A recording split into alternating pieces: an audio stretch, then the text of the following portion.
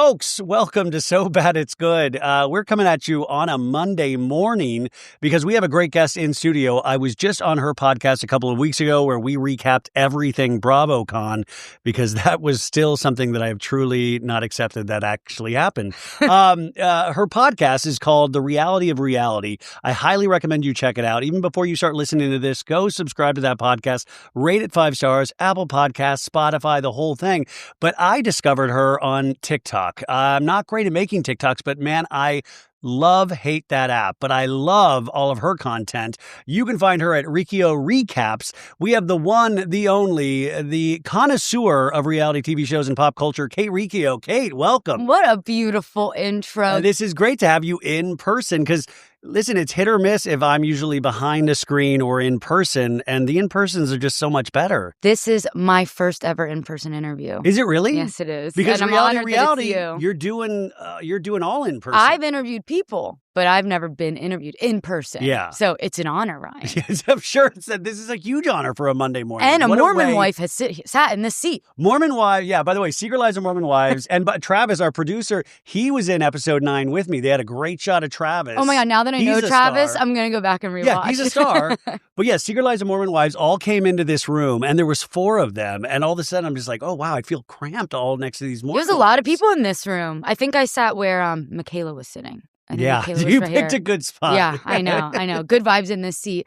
Also, before we start, I want to give a shout out to Kathy Lynch, is my best friend's mom. She's your biggest fan. And when I first Kathy Lynch's mom. All right. No, just Kathy Lynch. Yeah. Well, when I first started making TikToks about reality TV, she literally said to me, I hope one day you get to go on Ryan Bailey's podcast. That's when you know you'll make it.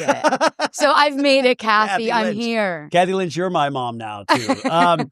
So we're coming off, like last night on Sunday night, Peacock / NBC Universal / Bravo, they tried this new thing called reality hot seats, right? Where it was pretty much Bravo celebrities and like Boston Rob and some other people coming together to talk about the Chiefs game because Peacock was airing the Chiefs game. And we got a lot of Bravo tea or information during that. But what was your take on the concept, or how did you feel watching it? I thought it was a great concept. I think it needs some work. But explain to me the concept in your opinion. So what's funny, because what I thought it was going to be was a little different than what it actually was. I thought, this is really specific, but did you know that like Nickelodeon airs football games? So like Nickelodeon. What if I was like, of course I do. Yeah, watch all all I watch of them. is Nickelodeon. I know, this is really random, but I swear it will come full circle. So they do like this like SpongeBob football game thing where you're watching the football game, but like Patrick is a commentator and SpongeBob's out on the field and they're teaching you the game as you're watching. Yes. And I kind of thought that's what this would be more of, where they did a little bit, but Boston Rob seemed very upset that he was potentially the only one with sports knowledge. I completely agree. I feel like he was getting a little frustrated where it was like... Which that got funny to watch, though, because especially Heather Gay seemed to be annoying the crap out of Boston Rob. 100%. And that's why we watch, right? That's what we want to see. That is reality TV. So, yeah, basically it was Heather Gay, Kate Chastain, Boston Rob, and Justin Sylvester was the host. Yeah. And they were commentating on the Chiefs-Texans game. But then it just became gabbing. They brought in Bronwyn. They brought in Melissa Gorga. And then the second half, they brought in Carl, Kyle, and Ciara from Summer House. And that's where things really started to heat up. To me, that's where the show really took off, when they were actually able to show the season 10 trailer of Summer House, which, if you're watching this on YouTube, that's the picture we have behind us. It was an insane trailer, and they had the reactions. I mean, I wish they had... What's up with that? Okay, so you guys, they had the camera on Carl and they had one camera on Justin Sylvester. And the reaction you really wanted was Kyle's, because Kyle loses his shit as he does every year. Mm-hmm. But once again, it's kind of Groundhog's Day, because once again, it's like, Amanda, you should leave Kyle, and Kyle flipping out. But this time, Kyle almost looked like came to blows with Carl Radke. It looked bad. But yeah, what Ryan's referring to, and I agree, and I thought the same thing, is they were doing, that was the whole bit, right? We watched the trailer, which basically was like a little halftime show, and we were getting Kyle, Ciara, and Carl's reactions, but they kind of just stayed on Carl the whole time, when we want to see Kyle's reaction to Amanda flirting with the new guy, to Amanda crying. It's like, I almost feel like Kyle is always a bit protected. I feel like he plays ball.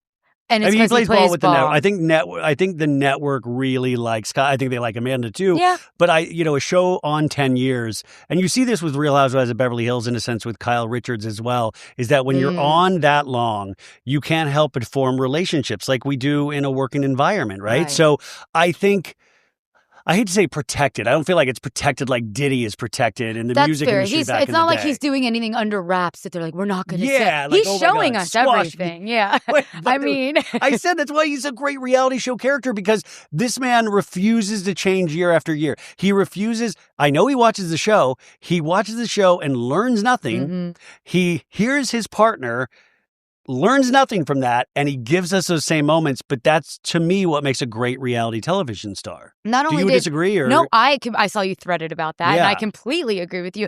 But it's not only that he's learned nothing, he's then almost going out of his way to do the complete opposite. Like how in the trailer, Amanda's like, all I want is for Kyle to just be home at a reasonable time. And then he becomes a DJ. Because the one job where you have to stay out so late, and then says he was at a fan's house. He fell asleep at a fan's house till 6:30 in the morning. It wasn't Ryan, like he said. That's what I said. I said, like he said. Well, my secret hope was like it was some doofus like me. Like, I'm praying to God it wasn't a female, but there's only a handful of me out there. Because I listened to the episode where you recapped this, and it was funny because while you were talking about it, it kind of made me think, now, obviously not extremely similar, but it is kind of giving Tom and Ariana at the end, right? Where all Ariana wanted to do was be inside and watch Love Island, and Sandoval just was out and raging with girls, and it's very similar. And I think we're going to see, someone said this. I think Are we going to have a cook-of-all? Are we going to have Kyle? Are we going to have a Scandoval? A cook-of-all? We have to come up. A crook-of-all. Kyle Crook. Kyle Crook-of-all. We have to come up with the name before somebody else does. We're really banking. We're going to get the betting markets. Will Kyle potentially have a hidden relationship from Amanda? And look, I actually don't think that, but I just see a lot of similarities in their relationships. And I think it was Matt Rogers just said in an interview that Amanda Batula is about to have a Paige DeSorbo moment. And to me, a Paige DeSorbo moment is also an Ariana Madix moment. That's what I said. By the end of the year, Amanda Batula might be running for president, and she might win, because she'll have my vote. When these men do that, it seems to not catapult them into superstardom, but give them opportunities to hit superstardom. So, Amanda, if you like laying around and being lazy, if this happens, you're about to get real busy. Yeah. You better work on your calisthenics, because Ariana has not stopped working since Scandal. Yeah, Ariana is not a bed bug. And that's for sure. But isn't that really an interesting thing between men and women? And maybe this is too typecasting, but I think men, we are so weirdly emotional, even though we try to put that off on women. That shit will take us under.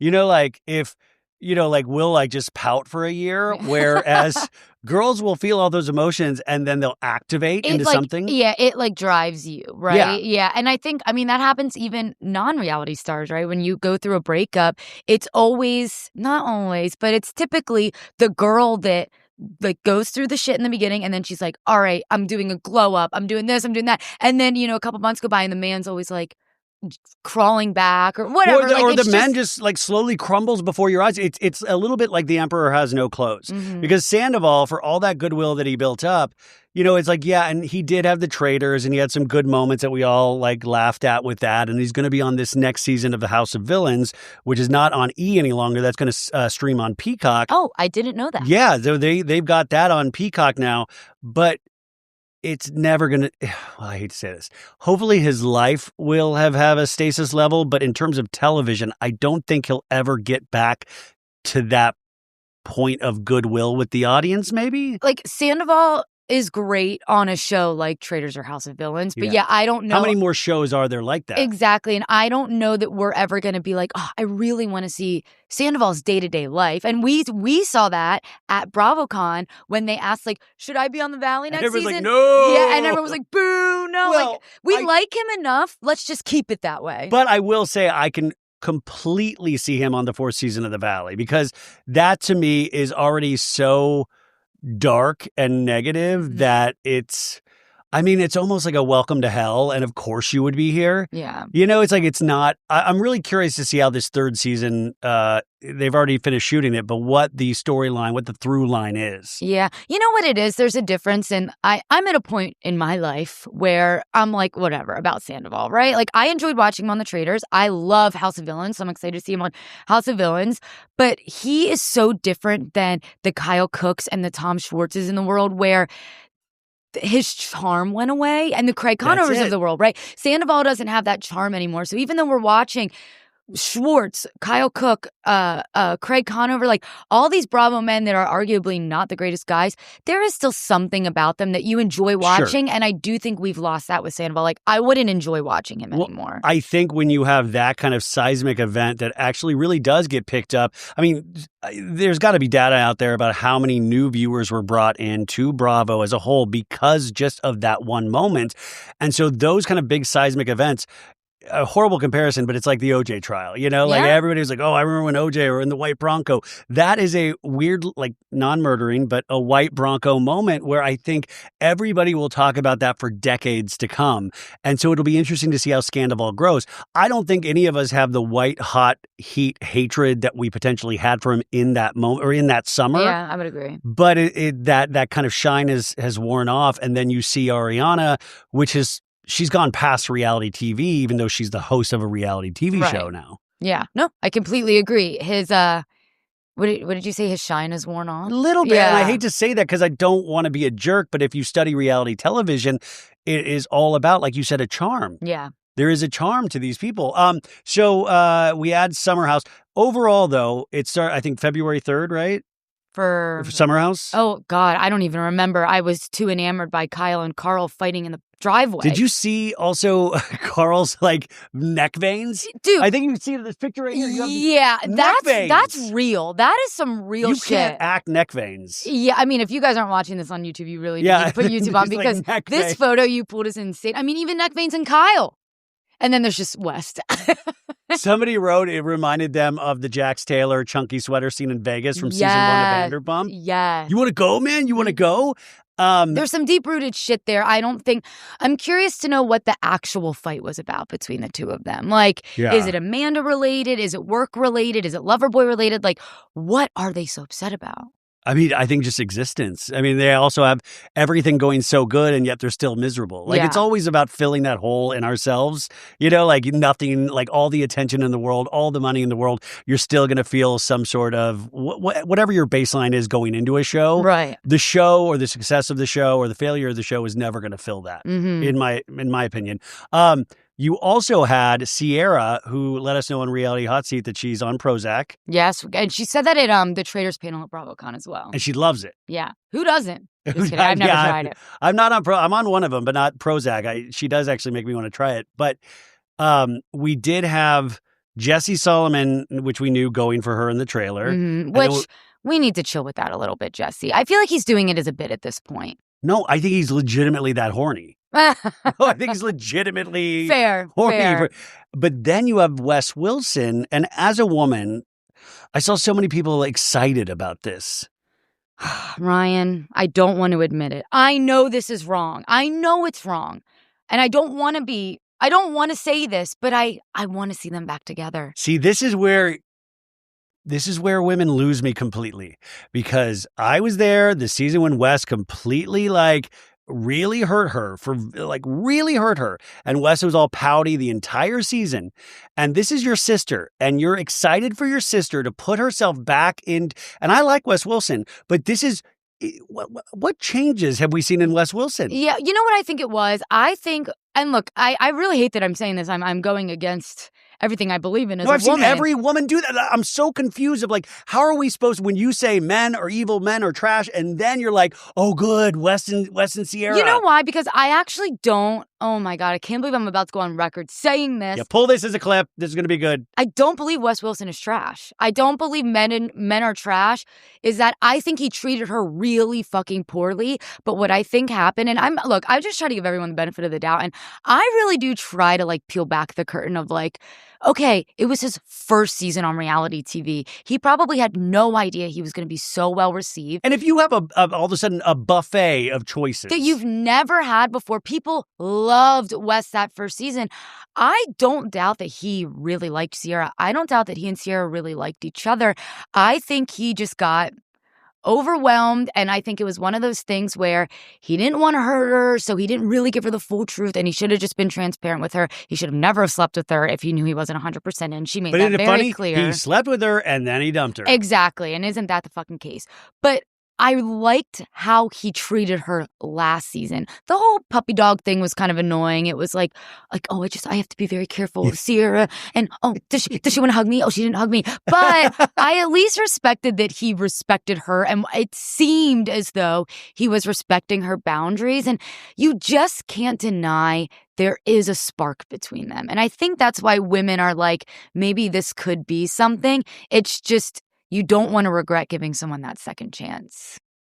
I am here once again to talk about our friends over at Quince. You know how much I love Quince. In fact, last night at the Jeff Lewis Live Show, I was wearing my blue Quince sports jacket, and it looked amazing. So, cool, cold mornings, holiday plans. This is when we all need our wardrobes to just work, and that's why I'm always all about Quince.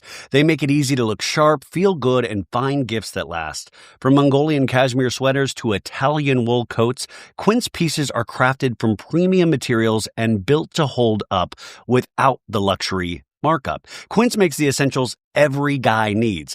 Mongolian cashmere sweaters for $50, Italian wool coats that look and feel designer, and denim and chinos that fit just right. And their outerwear lineup is no joke as well. You got down jackets, wool top coats, and leather styles that are built to last. Each piece is made from premium materials by trusted factories that meet rigorous standards for craftsmanship and ethical production. And they cut out the middleman and traditional markups. That's how they do it. Quince delivers the same quality as luxury brands at a fraction of the price. So, get your wardrobe sorted and your gift list handled with Quince. Don't wait. Go to quince.com/sobad for free shipping on your order and 365-day returns.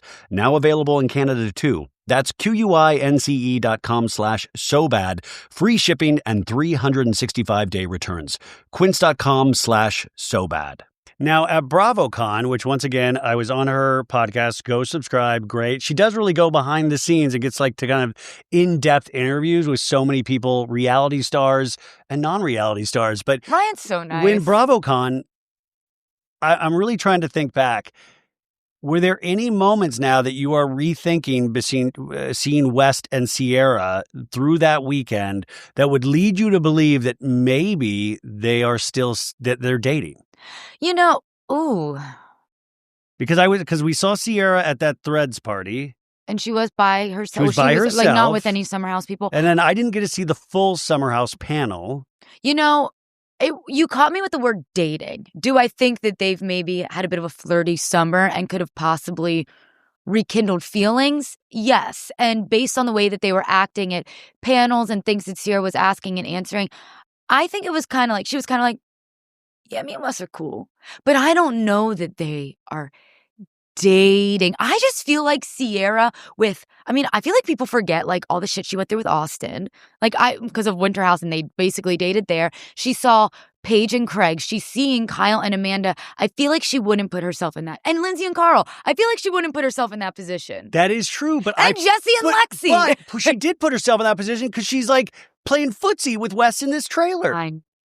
So she did. And I don't ever need to see Wes's legs spread that much ever again. His man spread. It was too much for me. It was too much for me. Am I seeing pubes? Yeah. It's too much, man. But it is hard. That's what that's what I like with Summer House as opposed to other reality shows is that even the men will do these, pseudo horrific things and I still like them. Yeah. Like I like West. Yeah. I think there is a charm about Jesse, Yeah, totally. Lascivious. Jesse's losing me a little bit though. What did it? Yeah. I mean, you could say like 30 things that could have done it. I know, that's true. I can't hear the word toe without thinking of Jesse Solomon. It is funny. Like, I want a toe ornament for my tree. Oh, my God. Like, Jesse should have released something like that.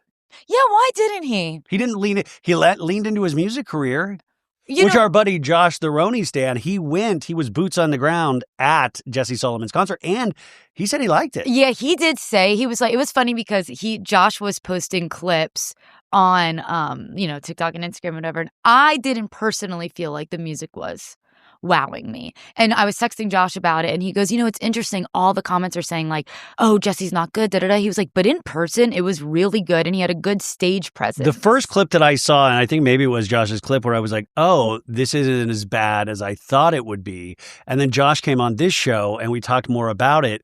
And it was so funny because I don't know if I even said this on my podcast, was that I went to this Friday night party where all the talent was at, and I did have a conversation with Jesse Solomon, and I was a couple cocktails deep, and I was like, hey, man, that wasn't as bad as I thought it was going to be. Like, I literally said, my buddy Josh went to your show, and we talked about it, and we said it wasn't, and he was like, but you're singing Hosier? I was like, that's a big swing, man. Yeah. You're singing Hosier? And he's like, yeah, I'm trying. And then I was like, oh, stop. I was like, I shouldn't be this honest, because I was about to say, you need to work on that stage presence, because he was kind of standing in one place from all the videos that I saw. Well, you know what? That could have helped him, though, if you said that. Maybe, I'm sure he would have nervous. really loved that. Yeah. You know what? And I also think, I know it's like a little eye-rolly, the Jesse Solomon music career or whatever, but he went on to Summer House saying, I am a singer. I've sang my whole life.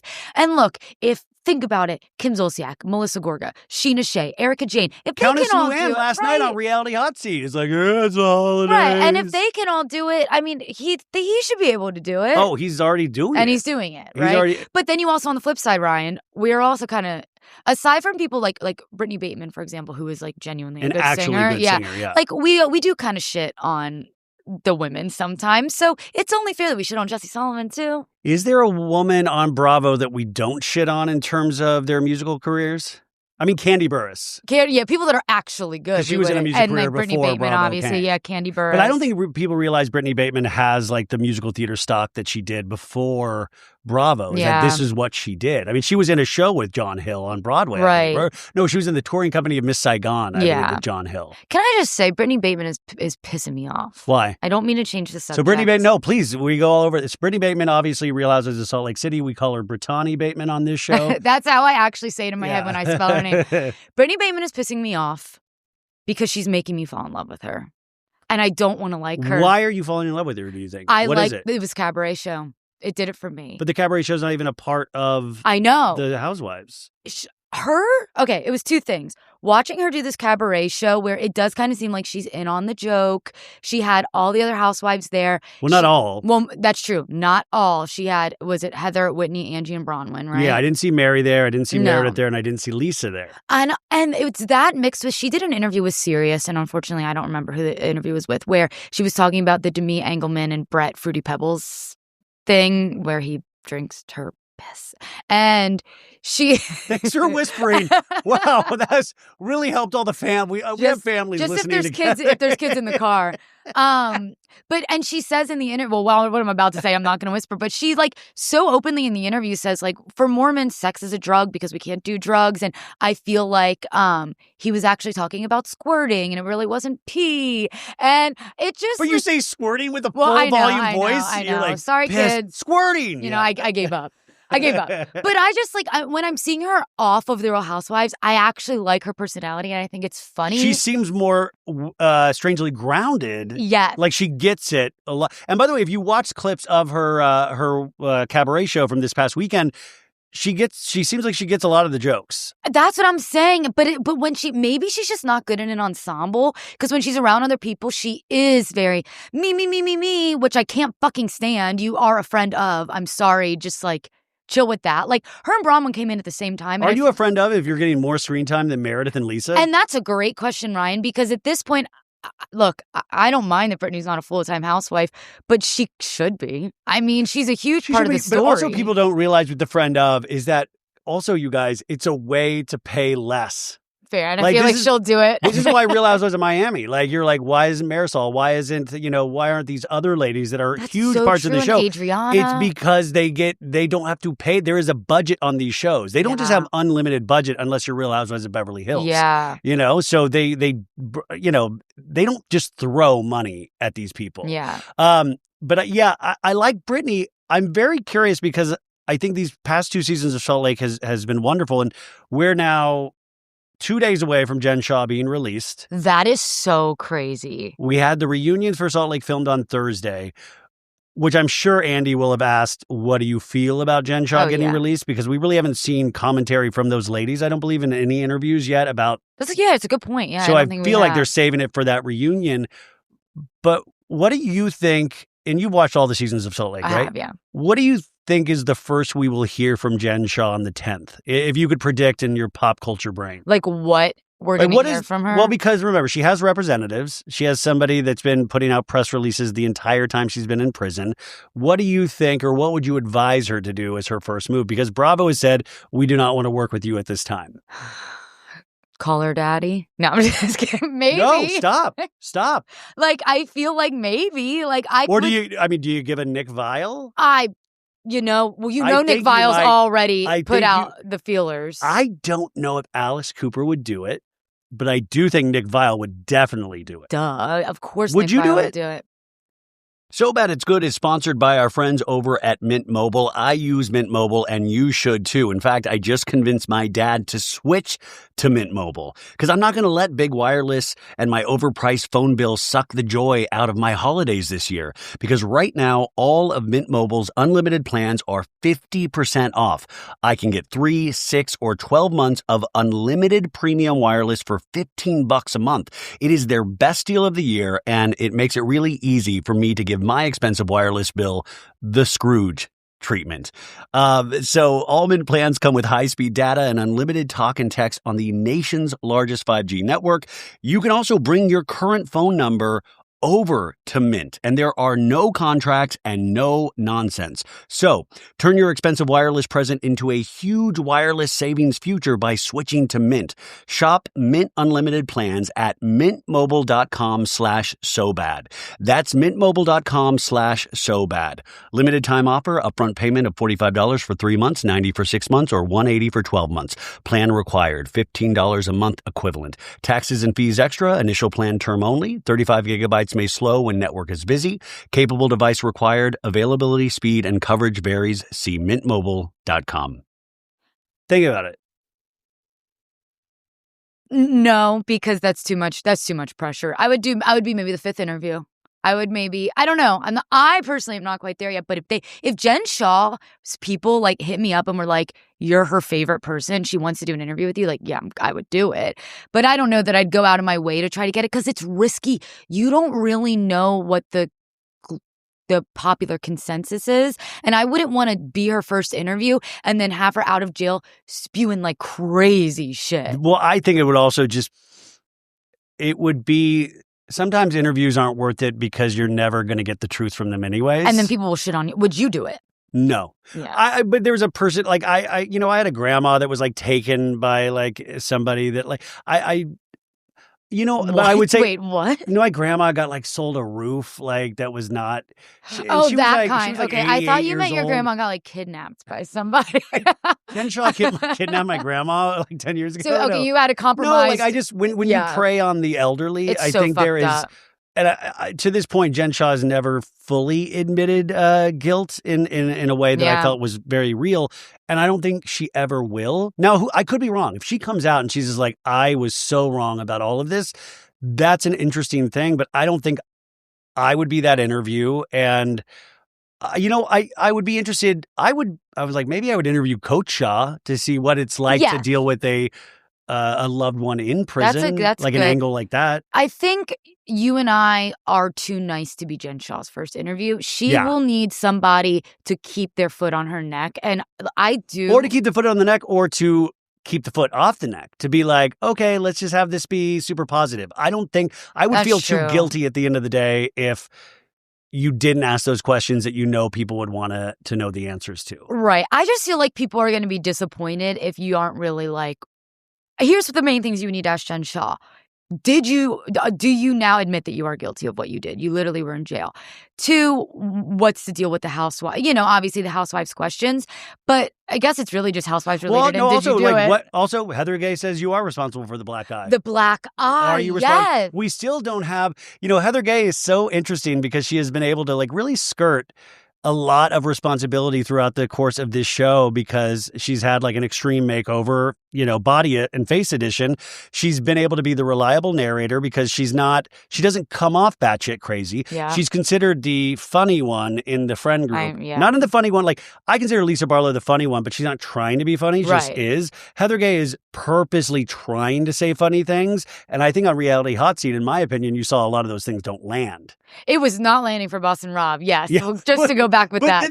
Great. Yeah. It's like, just because you're considered the funny one in your friend group doesn't mean you should go on live television and try to be the funny one. Right. Well, also, so sorry if we're like all over the place. No, but they know that's what the show is. Yeah. Again, with Reality Hot Seat 2, it's a really good example of why editing matters because Heather Gay is someone who is really funny and quirky and cute when she's edited, maybe, right? Yes. Like, I mean, look, when I record my podcast before it's edited, woof. Like, that is something that the world should not listen to. But when it's all chopped and edited together, it's amazing. So... Okay, well, I mean, this really took off like a rocket ship, but I do want to go back for a second because what is your origin story in terms of like, when did you start loving reality television and where are you from? Okay, so I am from right outside of Philadelphia, Pennsylvania. I went to college at Temple University. Are you like Manayunk? What are you? That's still too close to the city. It's called like Lansdale, Pennsylvania. Okay. I went to North Penn High School, very big high school. My graduating class was over 1,000 people. Yeah, same. But I loved that because I felt like there wasn't like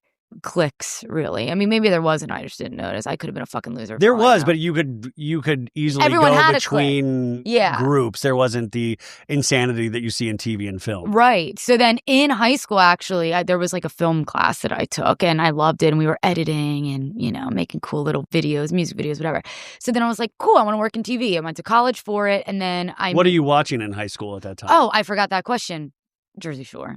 So Jersey Shore, and you realize, I think a lot of us realized when we saw that, I'm like, oh, I've never seen anything like this. Yeah. I mean, I watched The Real World a little bit here and there, but I graduated high school in 2011. So it was kind of the heyday of a lot of great reality TV. Are you watching Survivor at that point too? You know what? No. I started watching Survivor when I was a bit older, and then I went back and like watched them. I was really more so like a Laguna Beach. Like MTV had a chokehold on me. I wasn't watching Bravo, but you know what? Did you go to VH1 at all? Ryan? Yeah. That's what I was just going to say to you. I was watching the I love the 80s Strikes Back.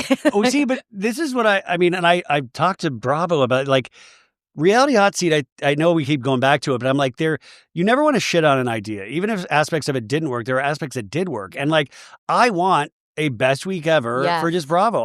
But I also want it to be, you pick a Bravo celebrity or two every week, and then you have content creators like us, and you just go in, you're like, Summer House trailer, give us your reaction. And then you just clip that shit together, and it's a giant commercial for Peacock and Bravo. It just doesn't make sense. We're literally doing it right now. Exactly. Why wouldn't Peacock want to do something like that? Get some money out of it, man. Like, and also, Peacock has this entire catalog. You need to open the schools and teach these kids history. If we're celebrating 20 years of Housewives, we need to start teaching the younger generation about 20 years of Housewives. Yeah. Like best week ever, we're focusing on Real Housewives of Orange County and pick iconic moments where you're able to be like, oh, that's a funny clip. Can I watch that whole season? Well, and I think a lot, I completely agree because. And by the way, I just said the whole idea. I'm going to sue the hell out of you. Don't fucking steal it, or else you'll hear from his lawyer. You'll hear from Lisa Barlow's lawyers. Yeah. It's a really good example because I was never like a big. So obviously, I watched like little reality TV here and there when I was younger. Wasn't like as obsessed as I am now, but I loved Jersey Shore. Always, that was my gateway drug. That was my number one, still top 3 favorite reality shows of all time, alongside Vanderpump Rules and The Challenge. I have to add a competition show in there, but wait, what were you just saying? We were talking about like you even don't know a lot of the history of reality television. Yes, and I remember. So it wasn't until this past year that I decided, I'm going to go back and watch a lot of these old Housewives that I didn't watch when I was younger because I was too young. So I started watching The Real Housewives of New Jersey from the beginning, and I was like, this is just a more adult version of Jersey Shore. Yes. Like, why aren't more people watching this? If you love Jersey Shore, you'll love those first 4 seasons of Real Housewives of New Jersey. The christening episode is still one of the, what is that, the beginning of the second season? One of the best episodes. I mean, The Godfather doesn't even come close to that christening episode. And like me being like an East Coast Italian, I'm like, how have I been living without seeing this television? So I do think there needs to be someone like us of like how Netflix and stuff will be like, oh, since you watch this, you might like this I need people to tell me that. Exactly. Those are the things that I'm like, if you have this catalog, let people know you have this catalog. It's not enough just to I'm now doing this podcast for so long. It's not enough. Like, I always just think, oh, people just randomly discover me. It's like, that's never it. That's the hardest part of this job, is having to shout your own self out. Yeah. But it's like, I'm happy to shout out Bravo. I'm happy to shout out things that I genuinely love. Yeah. So you're in Philadelphia. You're making music videos at your school. You're learning editing. And then what happens? Well, so then I go to college, Temple University, film degree. And then while I was in college, Temple did this amazing thing where it was called Study Abroad, where it wasn't like all the other kids were studying away, but they had a thing for the TV, film, radio, the actors, where we'd go to LA. And we lived in the Oakwoods. Are you familiar with that? There's a documentary about the Oakwoods, because a lot of child actors are put up at the Oakwoods. It was filled with child actors and college kids. So aside from my school, there was like 30 of us that lived there. There was Syracuse, Ithaca, UT Austin, like tons of college kids in the film degree that were all living in the Oakwoods, which is just this big apartment complex in Burbank. And we were all interning, and then we would have classes at night. So I would intern during the day. I'd have like a 3-hour class at night. Did you think you're like, I made it?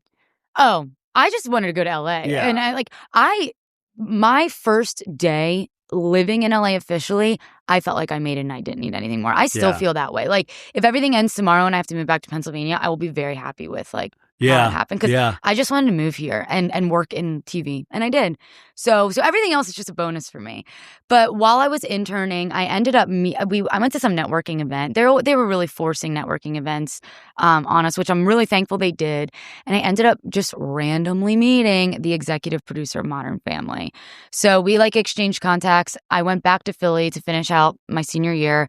I was keeping in contact with them, which was easy because I would just be like, congrats on the Emmy, congrats on the Golden Globe, congrats. Like they were just winning everything. Very easy for me to email this producer.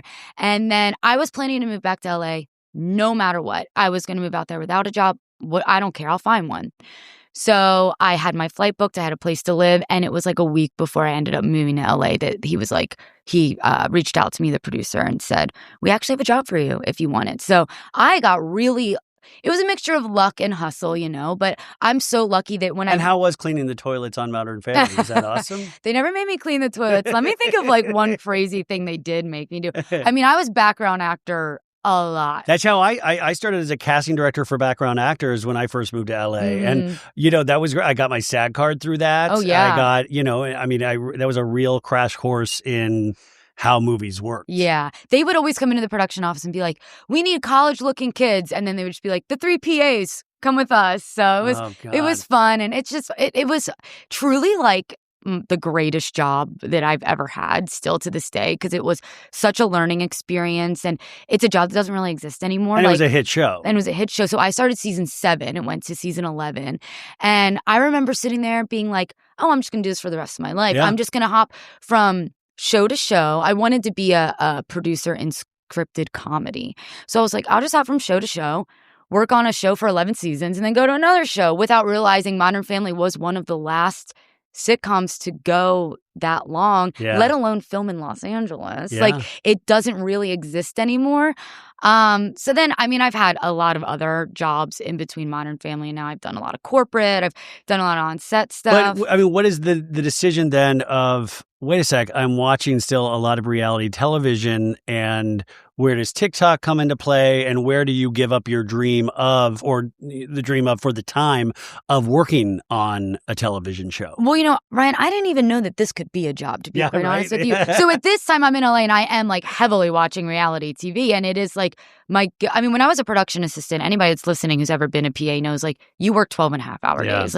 It's horrible. And you just think it's normal, right? So I'd get home from work, and I would just need to shut off and not talk, and I would just watch hours of reality TV, and that was my safe haven. So then I was working, I had a job in development, still behind the scenes, reading scripts, all that type of stuff. And writer's strike was happening, and it was a little boring, and Scandival happened. And I just had a thought in my mind at the time. I was like, this is a groundbreaking theory, and it's amazing. Looking back, I'm like, yeah, everybody had the same theory, but it was that one of the girls that Sandoval cheated on Ariana with was Billie Lee. And I was like, I need to just make a video about this. I did not have a social media presence at all. Zero. I'd posted on TikTok and stuff, like funny shit, but like nothing that ever went viral. And I posted this video about my theory. It went, quote, viral to me. It probably got like 20,000 views. But I'm like, okay, wait a second. Yeah. I have a lot of info or a lot of knowledge. Let me just keep it up and see what happens. I think it was good timing because my job was so slow and I could kind of sense the changes in the film industry, and it didn't necessarily feel like there was a ladder that I was climbing and I was stuck on the same spot of the ladder for years. Like I just couldn't exceed on this ladder anymore, no matter how hard I tried. And it wasn't my fault. It just, there wasn't, the opportunity didn't exist for me anymore. So then when I, started making TikToks, and then I'm gaining followers, and then I get 10,000 followers and I start making money, I'm like, you know what? Let me just do it. Like, I think I did it for a year and a half before I just said, fuck it, I'm going to do this full time. When I quit my job, it wasn't easy to quit. I loved my job, but I just thought to myself, I need to give this 100%. And if I'm doing this well now while I have a full-time job, let's just see how well I do. So you were potentially one of the first people to quit their job by the excuse Scandival. I think so. Like, I wrote that on my resignation. Scandival? I did. But no, my boss was super supportive. And so look, and I did not have any business quitting my job. I tell everyone, like, I was not even making half as much money that I made at like my full-time job. Yeah. But I just had the mindset of, if I need to be a waitress, I'll be a waitress. Like, I was so lucky that my entire time living in LA, 10 years at this point, I've always had a job. I've never been unemployed. Many of my friends could not say the same. So I just said, let me see what being unemployed feels like for a little bit. And it's the best decision I ever made. But I still have that mindset of, and I'm sure you feel this way too, of like, this is a bit more permanent than like a TikTok presence, like, because TikTok just disappeared that one day. But it could all go away tomorrow. Yeah. And I am content with knowing I don't regret quitting my career in film. And this is still TV adjacent. Well, and that's what, you never know what the universe or the life will throw at you. I mean, you could still work in film. Right. You who knows? All of the stuff you're doing now, you can put directly into a film. I mean, hell, you could write a movie about your life at some point, about content creation. It all feeds into one kind of big creative bubble. So it's all just one thing, in my opinion. But it really is that old adage of just do what you love and do what you're interested in. And I think we're the same, is that I didn't expect ever to make $1 from this. You know, like that really is. I was doing this just from free time, and it got to a point where it's like, thank God the pandemic happened and that I got let go from my job, that I could continue to do this even at a faster clip. But in terms of content creation, what always blows me away about you or Josh or any of my, it's like, it just seems you have to be so regimented.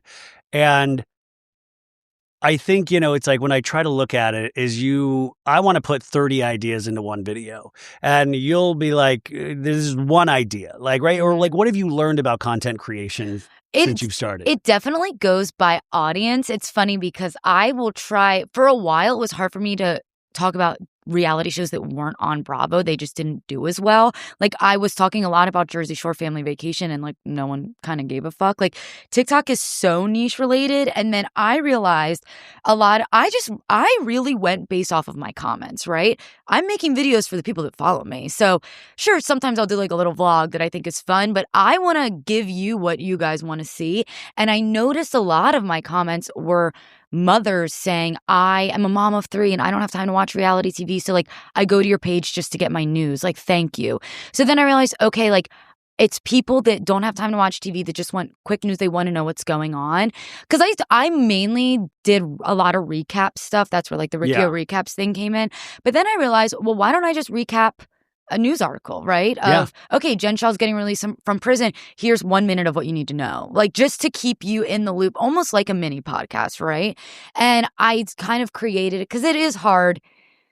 What made me actually be able to do shorter videos is that Instagram Reels can only be 3 minutes. 3 minutes, yeah. So then I'm like, okay, I need to like shorten these up a little bit. But because I used to make longer, longer videos. But yeah, just like I realized little blips, and I realized for me, if I've noticed a video is really long and I don't have enough time to watch it, I just won't watch it. No, so even if it's so compelling, or I'll save it for later and I'll never go back to it. So I think that's where I'm like, okay, here's a news thing. Let me just make a video. But then sometimes I will end up making 4 videos a day. where I could have just put all that information in one video. Are you a slave to the algorithm in the sense of like your happiness derives from how many people has liked or viewed your content? It used to be that way, and now it's not, because TikTok has changed so much that like a lot of TikTokers would probably agree, like my view count is very low, right? Like the view counts have been off. Something's been off about TikTok, and I used to get really like, oh man, like I would go to my boyfriend all the time, like, this is it. I'm done. I'm washed up. No one's watching me anymore. But then give it some time and you have a video that does really well. So I've hit a point where I recognize the names in my comment section. Like, I have fans and I have followers, and I don't care if only 1,000 people watch my video. And look what it's led to. I mean, like, right. So what are the high, what are the benchmarks in terms of like, I am the most proud of, not in terms of the content, but maybe the opportunities that this has brought you so far? What are the most proud moments for you? The number one most proud moment, and this goes without saying, is when I got the email that my ticket was comped for BravoCon, that Bravo said, we recognize you as one of our Bravo creators. We want to send you. I got that email on my birthday too, which was like really awesome. So I was like, this is the best birthday present I've ever received. And then just being at BravoCon surrounded, I mean, you and I have talked about this ad nauseum, but like surrounded by all the other creators, it does make you realize like, oh, this is a real thing. Because it's so easy to think for me at least, I spend all day at my house in front of my phone making videos, right? And it's easy to feel like, does this mean anything? Like, is this real? When you feel it in person, when you can, it's tangible, right? You know? And then I'm like I'll be at BravoCon, and this one girl walked by me, and she just yelled, "I follow you on TikTok. You're doing the Lord's work." And I was like, okay, dude, I'm going to keep going. Listen, but I will say, I will get the Lord's work a lot. This is not the Lord's work. The Lord probably doesn't even watch. The Lord watches prestige television, I think. Yeah, but like, to them, it's the Lord's work, you know? It's like... But it is funny. You'll get a lot of, like, if you're doing good, you're doing the Lord's work. And that cracks me Right. up. It's like, I'm not giving money to charity and saving hungry babies, but I am telling you. It does mean something to somebody. So BravoCon was one thing. Let me think of another thing, though, that's like a better answer. Because I'm like, for you. I'm sure you've now had conversations with Bravo celebrities. I'm sure Bravo celebrities have watched your or maybe what is the worst moment? Like, what is the moment where you're like, ooh, I really pissed this person off by what I said? Have you had any of those yet? There's been some moments where, so I don't really say mean things online publicly. Like my whole thing is I really try my best to be unbiased, but that came from a place of the few times when I was first starting out where I did say not so nice things. I then like saw those people in real life, and it gave me like a pit in my stomach. And it kind of like for example, I had this, it was on, I used to have a different podcast called Girls Unscripted. And on that podcast, we were recapping season 11 of Vanderpump. And I had some words about Sheena Shea where I just said, like, I used to be a Sheena apologist. I just can't. I didn't like her behavior in season 11. I didn't really say anything mean, but it was not in Sheena's favor. And then like a couple weeks later, I saw Sheena like at an event, and nothing bad happened. But I got this feeling of she was aware, or just, I hope she didn't hear me say that. Yeah. And it was like that moment that I was like, then why even say it, right? I mean, sure, if it's me and you alone in a restaurant, I have a couple glasses of wine in me, I'll tell you how I really feel. But publicly, these people are already receiving so much hate from so many other people. I don't feel like I need to be one of them. And it was that moment that it was like, I'm just going to report the news, and my followers will talk shit in the comments. Well, it really is. And I still struggle with that to this day, but also because I'll either be presenting news or I'll be presenting my own bizarre sense of humor or what I think is funny, which really is either hit or miss on if you think it's funny or not. Right. And sometimes, the Bravo audience will not get there. Just like, that's stupid as hell, dude. Like, or like the Bravo, like I dressed up as Muzzy, Bronwyn's mom. Which is hilarious. But then I felt horrified to actually go to talk to Bronwyn at BravoCon. Right. I was like, you know what? I also did a video on Todd farting. Like, I shouldn't do that. Well, you know what, Ryan? If your Muzzy costume wasn't so spot on, then you could feel bad about it. But it was one of the best costumes. Oh, it was You shocking. even had the eyebrows. It was so good. Rebecca was doing my makeup, and we were like, and then I was like, oh my God, this reminds me so much of my mom. Okay, before we get back to the Bravo shows, because what is the? Do you have an end goal in mind? Like where you want to end up? People ask me that all the time. Oh, I guess that's just a dumb question. No. Everybody does it. But it's something that I've never thought about because I never thought I would be doing this. I know. Right? I know. Like I was. You can't dream quick enough. You're like, now that I'm here, what do I want? My dream was always just to move to LA and work in TV, like I said. And I did that. That's awesome. I feel like I would have been a production assistant for the rest of my life. Genuinely. I like being a production assistant. But no, you can't hire me. I'm not looking for work. But let's get her off this TikTok, you guys. Let's get her back. I would have, but that ship has sailed now. But yeah, I mean, I was 30 when I started making TikToks, and in content creator world, that is elderly, right? Yeah. So for me to then for people to be like, what's your end goal? I'm like, I don't even know what I'm doing tomorrow, right? Yeah. Like I never thought I would put myself on camera. I never thought I would be in this seat because the job I had before this, I was in Travis's seat, right? I was pressing record on a podcast for someone that's super famous. Yeah. So to be on the flip side in such a short time, I don't know. The way you just came for Travis's job was just shocking. Yeah, right Travis, now. Like, I I was just doing what Travis does. If TikTok goes away, by the way, once you saw can Travis hire on me. Secret Lives of Mormon Wives, you're like, that's my next. My gig. rate will be lower than Travis's when I need a job. But I guess hosting in some sort of capacity, but I don't really. I'm also just really. I hate to be like, I'm so nice. But I think because I'm so new at this, I don't want to take an opportunity away from someone like you or anyone else that has been doing this for so long because I feel like, you know. It doesn't work like that. Okay, I mean, it really doesn't work like that. I feel like there is room for everybody at the table, you know? But the only thing I always suggest to any creator is just make sure you have your own voice. Don't copy what somebody else is doing. Or if you do, you know, like the audience is going to catch on to that really quick. Yeah. You know, it's like, don't, you know, try to keep whatever your instrument is as pure as can be and for better or worse. And then that is usually how you will find, you know, strength in your voice. But it doesn't. You know, like I see people get things that I know I'm not up for, and I can genuinely feel proud because at the end of the day, I still have this. Right. I've never felt jealous because like you've said, there's room for everybody at the table. You know what my end goal is? I want to be a panelist on Peacock's Picks with Ryan Bailey, the Peacock show where we talk. That sounds amazing. Where we talk Peacock's about Picks, all that's great. Peacock's Picks with Ryan Bailey. That really is my end goal as well. Okay, let's go back to Bravo to finish this off. Behind you, if you're watching on YouTube, we have the Salt Lake City reunion looks. They filmed this past Thursday. Now, I really am not supposed to comment on this as a man, but as a woman, what are you seeing in these reunion looks? Okay. Let me really get a good look here. I have an opinion on Heather's already, unfortunately.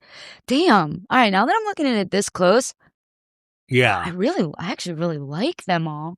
But is there, you know, we were told in something recently where they usually will have a color palette or a theme, and I'm not necessarily understanding the color palette or theme with this group of ladies. The theme is obviously, and I knew this before I even saw the background, it's definitely like Greek goddess, right? Oh, okay. Because then you can see the background is Greece. Oh, yeah. So it's definitely right. Greek goddess. Is this a Mamma Mia set? Wow. It is. It does. Yeah. The color scheme, I agree. It's a little all over the place. Okay, I'm just going to start with Heather. Heather. There's a little bit of a matronly vibe. She looks like she is the mother of the bride. You know?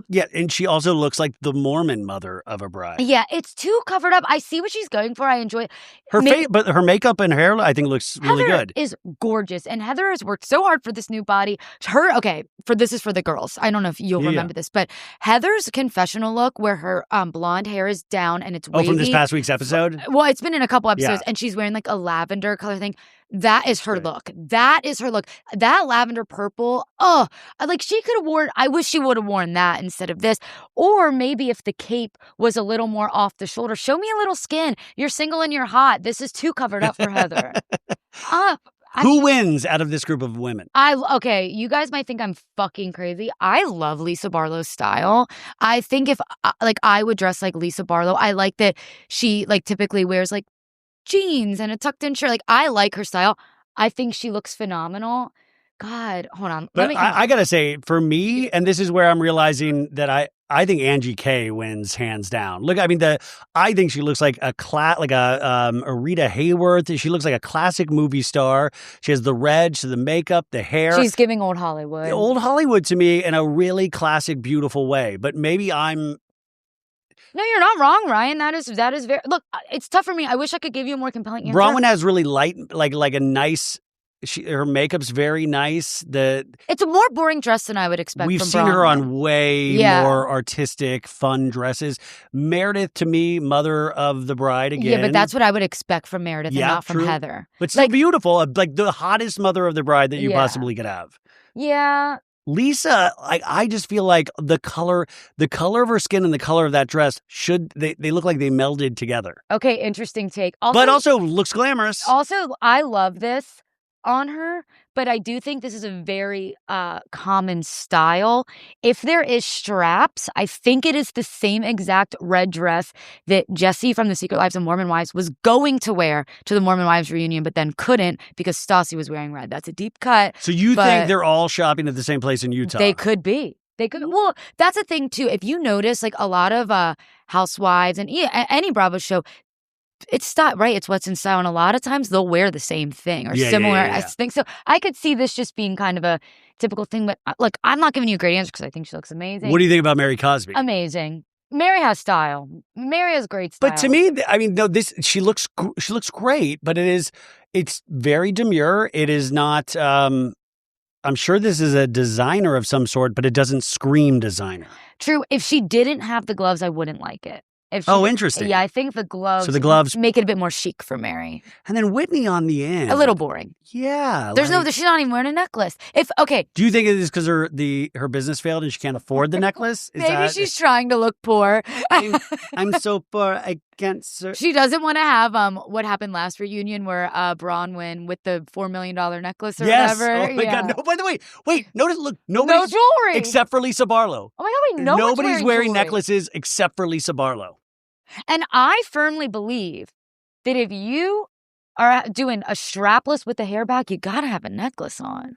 I don't know those rules, but I will That's trust just my you. rule. That's what I think. But I think I think Heather's the one that stands out the most in being like, if you look at all those dresses, Heather, it seems out of I don't know. No, I agree with you. I feel like if you have a high neck, you don't need to wear Meredith is fine, right? Bronwyn is fine, Mary's fine. I think if you have a high neckline, you don't need to wear a necklace. But yeah, that's quite interesting. And also, what's Heather hiding under that large skirt? I think Jen Shah's under there. Oh.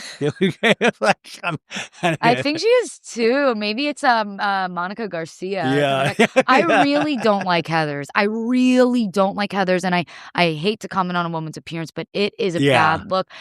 Bronwyn and Bronwyn's is boring, but you know what? I love Bronwyn with the long hair. God. Bronwyn, I do too. I love when she has those extensions in. Yeah. I hope Todd uses extensions next season. Okay, so Beverly Hills premiered this week. Now, you've not watched Beverly Hills in like 6 years, right? Yeah, look, let me tell you, I fell off of Beverly Hills a while ago because... So pre-Erica Jane and Tom Girardi mess. Pre that mess, I think I was there. I think I watched maybe like Erica's first season and then I stopped. But it had nothing to do with Erica and everything to do with Kyle Richards. I could not stand Kyle Richards. I had a hard time with her relationship with Kim. I had a hard time with how she treated Kim. And I'm sure Kim was not the easiest person to be a sister to. But I just felt like Kyle was very victim-y and I don't know. No offense to Kyle now. Yeah. But I just was like, I can't do this. I don't relate to these ladies at all. I couldn't give two shits.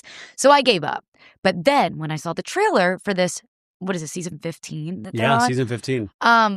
I was enamored. Wait, right? why? What about the trailer? I know. I think it was kind of an average Universally disliked trailer, except for me. I don't know. I think maybe I just haven't really cared, and I thought it looked good. I was intrigued by the Rachel Zoe of it all. Okay, yeah. And Rachel Zoe, talk about Bravo or things in the Peacock library. Now I want to go back and watch the Rachel Zoe Project. Was that the name of her show? That was the name of the show, but for some reason I'm thinking that it might not be on Peacock. Well, they need to get it on Peacock because that would be a missed opportunity. I just read that the other day. I haven't checked if that's true or not, but that would be weird. What a missed opportunity. I also think because in the last 1 to 2 years, I've become more of a fixture in the Bravo community, right? You know? And I'm like, okay, I can't say I'm a Bravo content creator and not fucking know what's going on in the Real Housewives of Beverly Hills, let alone a Bravo content creator that lives in LA. So I was like, I'm really going to hone in. I mean, I watched so much Housewives in the last year. It's crazy. But I was like, okay, I'm going to hone in on Beverly Hills this season. Watch the first episode. liked it. It's very interesting, though, and I actually have a question for you. Can you please give me the cliff notes on Avi? So Avi was Sutton's assistant, and he was always just there. She'd be like, Avi, get over here, and it was always just kind of bossing him around. And he was, he was always just with Sutton, but it wasn't like he was a huge fixture in terms of like dialogue or something. He could have fooled me because it seemed like this motherfucker was a main character. No, I know.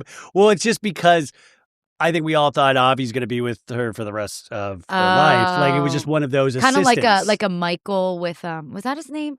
With Miss Patricia? No, Michael. Yeah, Michael the butler. Yeah, Michael the butler. Yeah. So it really did seem, so it was surprising of like, well, what actually happened here? And, especially with the Garcelle of it all. I guess it's like she's lost two big people in her life. Exactly. That's what I'm gathering. Okay. So you liked it, but you didn't watch last season or the season before. Or the season before. So that's really interesting. So you liked it. It wasn't, the most dramatic thing, but you found it interesting. I know I have a mom that is just so obsessed with Bravo, and she does fill me in on the things I don't watch, and she's quite opinionated. So I was like aware of what was happening, and I think that's why I liked this episode, because it gave me hope at the end where, look, say what you will, I know it's not one of the most loved franchises right now, but it's interesting that I think every single woman except for Boz and Kathy Hilton are single. Is that correct?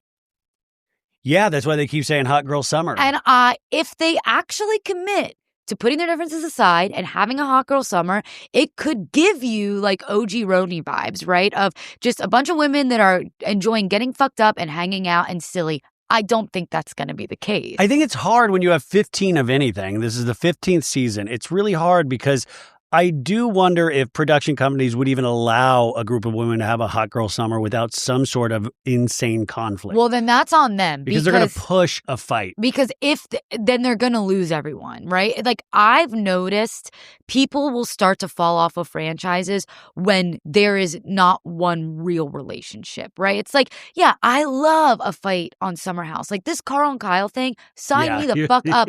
But it's because I know that they're all actually friends with each other. And there is a real friendship there. When I'm just watching, that's kind of another reason why I stopped watching Beverly Hills. When I'm just tuning into a bunch of women fighting all the time, I'm like, there's no stake in this. What the fuck do I care? And I also know what it's like to be with coworkers. I don't give a crap if coworkers don't get along. Yes. Well, because you wouldn't hang out with your coworker. You wouldn't go to their house for a fucking tea party. That's what I'm saying. When you watch a season of Beverly Hills, I'm like, it's like this, like, oh, how was your summer? Because they don't talk. Yes, There's only a couple people on that cast that even stay in touch with each other. So you're already, it's like a lot of heavy lifting to get there. And Beverly Hills, for all intents and purposes, it's just going to, I do wonder, I was thinking about this over the weekend, because Alex Baskin produces, who I love and has been on this, I really like and I respect. He produces Beverly Hills, he produces OC, and he produces the new Vanderpump Rules and the old Vanderpump Rules, and he produces The Valley. And he's doing Shah's of he's doing the Valley Persian style. Yeah. And he's doing Flipping Out. Yeah, talk about the Lord's work. But yeah, exactly. But it is interesting because I feel like you can, I want to say this gently. I feel like that production company, not that they're resting on their laurels, but they know the motion of the ocean. Like, they know, you're like, we just got to get this done. We got to get this done. We have a job. We're going to go home to our families. We're going to put commercials on this, and we're going to keep going. And I feel like with OC this past season, I just thought it was the worst.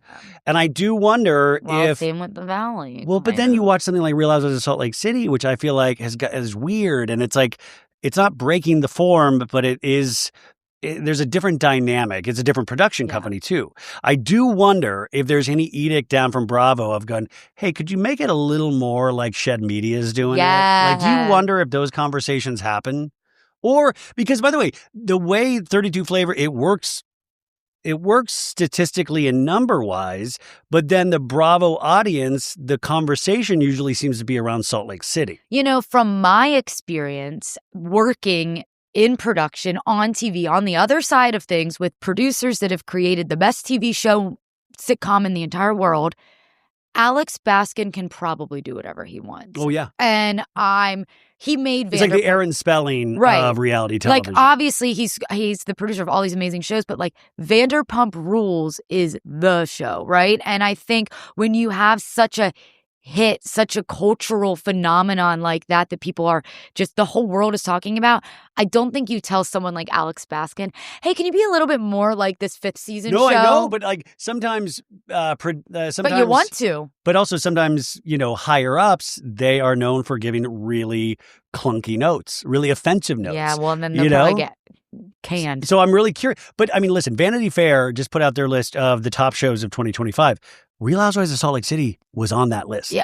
First time on a year-end list that a Bravo reality show. I didn't know that. Is on a Vanity Fair end of the year list. Well, we talked about this on my podcast, but like you and I both agreed that the Real Housewives of Salt Lake City was the most popular show at BravoCon. There was not an empty seat in their panel. They were the Beatles. They were the most sought out women of that entire convention. So it does make sense. And you would think, maybe if I were someone like Alex Baskin, maybe I should. Was there a little competition too of like, how you think that's good? I'm gonna give you something crazy to talk about. Well, if he doesn't make any changes, then I don't know. And I do think sometimes people do. I'm not saying Alex is doing this, but sometimes people do just want to collect their paycheck and go home to their families, right? And they don't. It's a job. It's a job. It's a job.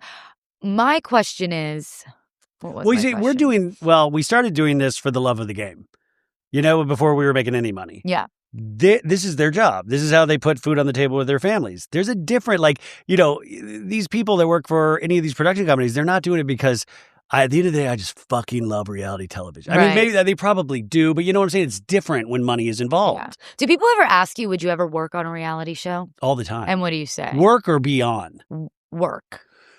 Like, would you ever be a producer on a reality show? If I was younger, that's what I would have gone for. Okay. If I was younger. But if you would ask me 15 years ago, I would no way. Well, it was no so way. different back then. But now I'm like, I would do it in a heartbeat. In fact, I have a friend that is a producer and I asked if I could shadow him on set. Now that would be interesting. And by the way, I just like keep in the back, but that's, they did that all the time on like sitcoms. And all that. They let people shadow. I just want to see, because I think it would make me a better podcaster to be able to see like, what is a day-to-day like? Right. Like just in the background of how these things, because you would take that message. I mean, you would still, I'm sure, sign an NDA, but show like, hey, this is real. This is real for the most part. Let's. Oh, wait, I have a quick question. Another just Beverly Hills question. Something I noticed that I was like, do they do this every time? All like the slow-mos of them looking all hot. And like, it was giving like Selling Sunset Dude, vibes. that's what I said. It's the Selling Sunsetification of Real Housewives of Beverly Hills. That Erica Jane sexily washing her pores out. Yeah, what was that about? It feels like a Selling Sunset retread. And that to me makes it feel fake. Like, I'm like, I don't know. And it is, because those aren't real. It wasn't just like, oh, you happen to catch me while I'm washing my pores in my high heels. Like, there's nothing real about it. That's all staged. Yeah. The lighting is so beautiful on it. Those things get lit. Those things take time to shoot. So, I don't think it needs that. But also, I realize, like, we look at it so differently than just a normal audience. Yeah. Where they just like, it's fun. Well, Middle America is probably watching that like, wow, that's amazing. Like, I understand why they do that, Well, right? I grew up in Middle America, and even I think I just had a different taste growing up as a kid where I'm like, I don't need any of this bullshit. I want scenes. I want interactions, and I want emotion, and I want relationship. Right. But a lot of people want that glitz and glamour and that, I mean, us talking about those Salt Lake City reunion dresses, that's as close as I'm going to get to like caring about this kind of stuff. And a reunion look, it's like, I don't know why those are such a big deal, but they're always such a big deal. And I miss the boat. Like, it's such a blind spot for me. I have to remind myself that people truly care. Yeah. Okay, let's end with Vanderpump Rules. So we had the first episode of the reboot of season 12, and we have the second episode coming out Tuesday night. What are your thoughts? Because you love Vanderpump Rules. I love that was my gateway into this world. It's so funny because my mind has changed like every day. Like, I feel like I've really let it marinate. And when I first watched it, so I first saw it, they showed us like a little preview of BravoCon, and I was like, like truly, I didn't feel one way or the other about it. Then I watched it. You were violently hungover too when you watched that, I think. I'm joking. I was like, wait, what day was that? I probably was. Yeah. But then it was truly the theme of my BravoCon was violently hungover. But then when I watched it, I watched the episode a couple times now. And I feel like the first time I watched it, I was just like, it's fine. Like, it feels a little fake. It feels a little put on to me. But then the more I thought about it, the more I watched people, their commentary on it and looking at everyone's comments and stuff, I think it just needs to find its footing a little bit. I think the biggest thing is they're not quite comfortable on camera yet. And I think that's why I feel like it feels And put why on. would they be? Exactly, right? And aside from the two cousins, who have been on Netflix reality shows already. Right. They, to me, feel like they should just be on a different show, personally. Like, it's so obvious. And they're not trying to hide that from us. They're new, they're training, whatever. They were obviously hired to be on this show. So aside from them, I do like that they are all actually friends, and that I thought that security footage scene was very important to put in this first episode, to almost as a way to Paolo? with Paolo, to almost prove to us, see, this drama does happen when Bravo isn't around. But Paolo, a 52-year-old bartender, he really works at SUR, this 52-year-old man behind the bar. One of my followers says that they think Paolo is Peter. Just like, what the fuck? Poor Peter. Poor Peter. Well, I mean, people have pointed this out because I joke about Peter not being on this show, but, But he was supposed to be. Well, I did know this, is that Peter wanted more money, that they were... This poor guy. But listen, Bravo and these production companies, they're never gonna give you the most. They're gonna. This is for all intents and purposes, a new show, and they don't know if this is gonna succeed or fail. Yeah. So they're not all of a sudden gonna give Peter $100,000 an episode to come and appear. And I think Peter probably stood firm and said, which "I'm just I not gonna do it." respect, but it is, I do think they should have given Peter not a shit ton of money, but money, because in a show like this, for example, at the end of Vanderpump season 11, I'm like, I don't need to see Lisa Vanderpump. She's not really a part of the story anymore. But for this, we do need to see Lisa, because she is the only connector we have. If it would have been Lisa and I like having a connection between old school and new school just while we get to know this new cast, and then they can kind of fade away. I really do want Lisa to fade away at a certain point, because I feel like she's the connector in a way, but then it also connects you with the past, and we want to get as far away from the past as possible. Mm-hmm. And it's already called Vanderpump Rules, and I already saw the discourse. Everybody's like, 10 minutes in, fuck this show. Yeah. And I feel like, it's like, have we learned nothing from The Valley? Have we learned nothing from all of these other shows that we have judged so prematurely? And on top of that, I didn't think it was a bad episode. No, and that's the thing, is the more days that go by, the more I'm like, it actually wasn't a bad episode. And I do a whole Vanderpump recap on my podcast, where I just had people tell me their comments, because I wanted to know how what the world was thinking. And somebody messaged in and said,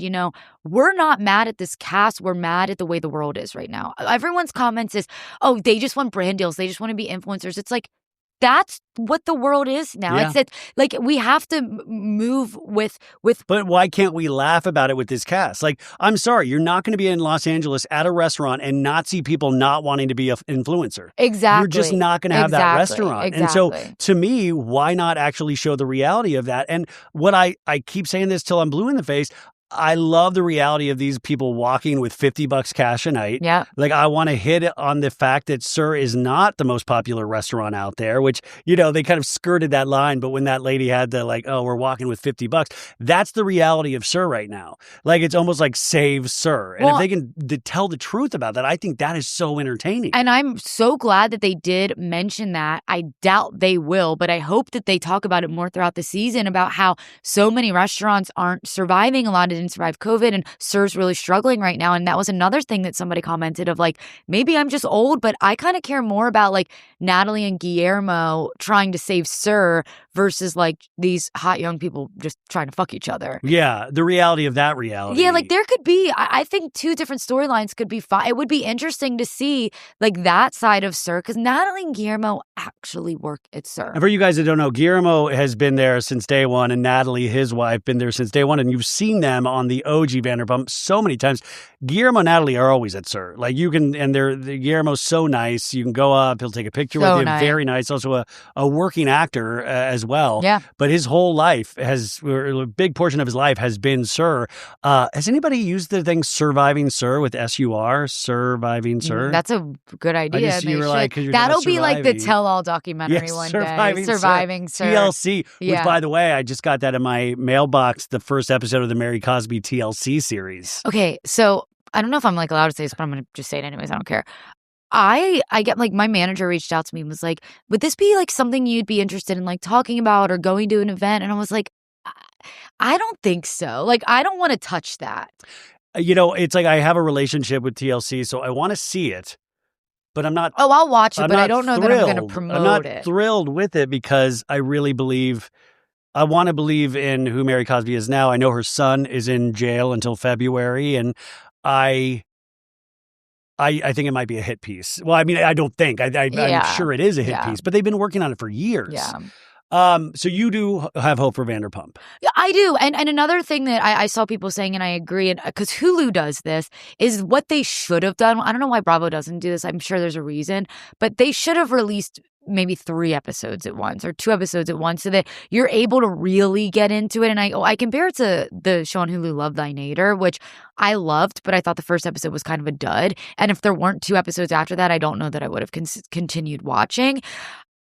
Vanderpump Rules, the name itself, is going to make people watch. And I genuinely believe that we're going to fall in love with this cast, and years down the line, we're going to talk about the first episode of season 12. Maybe not the same, but similarly to we talk about the first episode of season 1, where it was like, oh, Natalie was so unhinged back then. Or think about Southern Hospitality. We don't talk about the first season of Southern Hospitality, but they stuck with it long enough to get to this point where we're into it. They just need to find their footing. But I think there are some stars in that cast, and I'm really excited to see where it goes. And I love the Shane laugh or whatever. I'm intrigued to learn more about him. I think the big issue is they just introduced us to too many people at once that we couldn't. Like, we all like Natalie because she's unhinged and funny, but Natalie was that first episode, right? Yeah. We saw so much of her where we barely saw Audrey. We're still figuring who Venus is. We didn't even see Angelica, the hot new host, which I don't know when she comes in. So it just needs to find its footing a little bit, but I'm cautiously optimistic. Okay, so this went way too quick. The podcast, The Reality of Reality, when do you release new episodes? I'm doing them every Tuesday. Every Tuesday. So go subscribe, Apple Podcasts, Spotify, and they're on YouTube as well? Yes, thank you, yes. So subscribe to the YouTube channel, and then on TikTok, you're Riccio Recaps, right? I'm Riccio Recaps on Instagram, just Kate Riccio on TikTok. Kate Riccio on TikTok, and anything else that we can support you in? No, just make sure you support Ryan, too. And make sure you like, rate, subscribe. Throw this kid a bone. Yeah, just do us both. If you're gonna go follow, just like everything Ryan does, okay? Yeah, please. But this is awesome. Please come back anytime. Truly, I can't believe I'm actually doing like a real interview, sit down. I know we talked about it a little bit, but I never would have expected this. And it's an honor that you are my first in-person interview. So thank you so much. Honor is all mine. Thank you. And thank you, Kathy Lynch, for tuning in every week. Thank you, Travis. And thank you, Travis. Kate's going to have your job. I'm not coming for your job yet. Thanks.